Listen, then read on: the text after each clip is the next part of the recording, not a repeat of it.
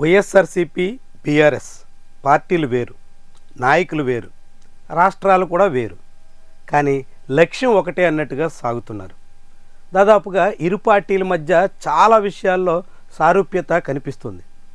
అనేక అంశాల్లో అధికారం వెలగబెట్టినప్పుడు కానీ, గద్దె దిగిన తర్వాత ప్రతిపక్షంలో ఉండగా కానీ చాలా స్పష్టత వస్తుంది. చాలా క్లియర్గా సామీప్యత అర్థమవుతోంది. ఇరు పార్టీలు దాదాపు ఒకే బాటలో సాగుతున్న విషయాన్ని అంతా అంగీకరించే పరిస్థితి వస్తుంది. సరిగ్గా ఇదే సమయంలో బెంగళూరు వేదికగా జరిగిన ప్రైవేట్ కార్యక్రమంలో జగన్మోహన్ రెడ్డి, కేటీఆర్ కలవడం ఆసక్తిని రేకెత్తిస్తుంది. వాళ్ళిద్దరూ కలిసి సాగుతున్న ఇమేజెస్, విజువల్స్ ఇప్పుడు చాలా వైరల్ అవుతున్నాయి, విస్తృత చర్చకి ఆస్కారం ఇస్తున్నాయి. ఇరువురు ఒకే బాటను సాగబోతున్నారు అనే సంకేతాన్ని బలపరుస్తున్నాయి. ఇద్దరు దాదాపుగా అటు రేవంత్ రెడ్డి, ఇటు చంద్రబాబు నాయుడు సర్కారుకు వ్యతిరేకంగా పోరాటం చేస్తున్నారు. ఇటీవల ఇద్దరు అనేక రకాల ఇక్కట్లు ఎదుర్కోవాల్సి వస్తుంది. వివిధ కేసులు, అనేక ఆటంకాలు, వివిధ రకాల వ్యవహారాలు అన్నీ చుట్టుముడుతున్నాయి. అయినా ఇరువురు తమ సామర్థ్యాన్ని ప్రదర్శించడానికి, తమ సత్తాను చాటడానికి ఇదొక పరీక్షా కాలం అన్నట్టు మారుతోంది. ఇలాంటి సమయంలో వచ్చే ఎన్నికలను ఇరువురు పుంజుకోవడం అనివార్యం అనే మాట వినిపిస్తుంది. నిజానికి బీఆర్ఎస్కి కేసీఆర్ సారథ్యం వహిస్తున్నప్పటికీ ఆయన దాదాపుగా ఫామ్ హౌస్కే పరిమితమయ్యారు. కేటీఆర్ సారథ్యంలోనే బీఆర్ఎస్ వ్యవహారం సాగుతోంది.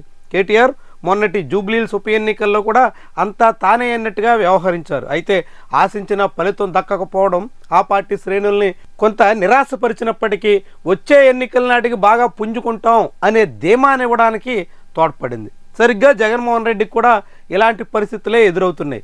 పులివెందుల జగన్మోహన్ రెడ్డి సొంత నియోజకవర్గంలోనే జడ్పీటీసీ స్థానాన్ని వైఎస్ఆర్సీపీ కోల్పోయింది.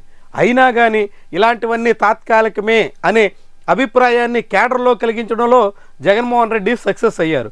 ఇట్లా ఇటు జగన్మోహన్ రెడ్డి, అటు కేటీఆర్ కూడా తన పార్టీ కేడర్ని కాపాడుకోవడం, తన పార్టీ పునాదులు చెదిరిపోకుండా నిలబెట్టుకోవడం, భవిష్యత్తులో మళ్ళీ పుంజుకోవడం తగ్గట్టుగా ఎదురెదడం అనే దానికి అలవాటు పడ్డారు. అందుకు తగ్గట్టుగా ప్రణాళిక సాగిస్తున్నారు. కానీ ఇప్పుడు ఇద్దరూ కలిసి ఉమ్మడి లక్ష్యం దిశలో సాగబోతున్నారా అనే ప్రశ్న వినిపిస్తుంది. ఎందుకంటే రేవంత్ రెడ్డి, చంద్రబాబు నాయుడు వ్యక్తులు వేరు, పార్టీలు వేరైనప్పటికీ ఇద్దరు దాదాపు ఒకే గూటి పక్షులు అనే మాట సర్వత్రా అంగీకరించే విషయం. రేవంత్ రెడ్డికి ఏదైనా జరిగితే చంద్రబాబు మనసు చివుక్కుమంటుంది.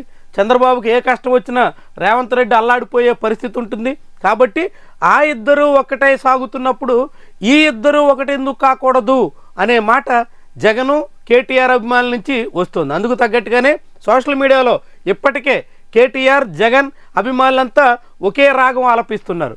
అందుకు వ్యతిరేకంగా తెలంగాణలో కాంగ్రెస్, ఏపీలో తెలుగుదేశం పార్టీలు వేరైనా ఒకే మాట వినిపించే ప్రయత్నంలో ఉన్నారు. తద్వారా రేవంత్ రెడ్డి, చంద్రబాబు ఒక గట్టునుంటే జగన్, కేటీఆర్ మరో గట్టునుంటారు అన్నది స్పష్టమవుతోంది. చాలా క్లియర్గా ఇరు శిబిరాలు తలపడడం అనివార్యంగా కనపడుతుంది. ఒకరి అవసరాల్లో మరొకరు చేదోడుగా నిలబడే పరిస్థితి కూడా రాబోతుంది. తద్వారా తెలంగాణ రాజకీయాల్లో జగన్ పాత్ర ఎంత అన్నది ఒక ప్రశ్న అయితే, ఏపీ రాజకీయాల్లో రేవంత్ రెడ్డి ప్రభావం ఎంత అన్నది మరొక ప్రశ్న. ఎవరి ప్రభావం, ఎంత పాత్ర ఎలా ఉన్నప్పటికీ ప్రత్యక్షంగా లేకపోయినా పరోక్షంగా ఈ ఇరు రాష్ట్రాల్లో ఒకరి మీద ఒకరు పై చేయి సాధించుకునే దిశలో ప్రయత్నాలు చేయడం అనివార్యంగా కనిపిస్తుంది. నిజానికి తెలంగాణలో వైఎస్ఆర్ అభిమానులు ఇప్పటికీ కాంగ్రెస్తోనే ఉన్నారు.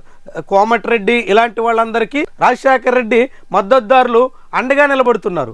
ఇలాంటి తరుణంలో ఇప్పుడు కేటీఆర్ జగన్ అభిమానుల కోసం ప్రయత్నాలు చేస్తున్నట్టు స్పష్టమవుతోంది.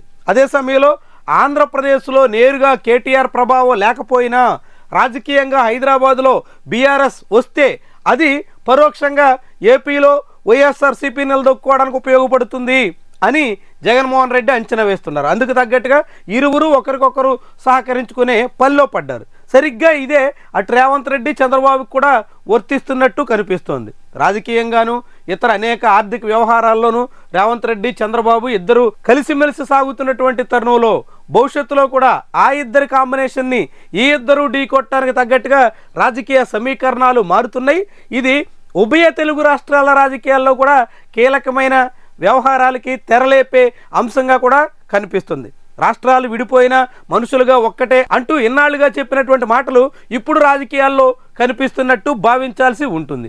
ఇరు రాష్ట్రాల్లో వేరువేరు పార్టీల పేరుతో వేరువేరుగా పోరాటాలు చేస్తున్న ఉమ్మడిగా ప్రయత్నాలకి ఉమ్మడి సహకారానికి చేస్తున్నటువంటి పార్టీల అధినేత తీరు చాలా ఆసక్తిని రేకెత్తించే విషయంగా చూడాల్సి ఉంటుంది.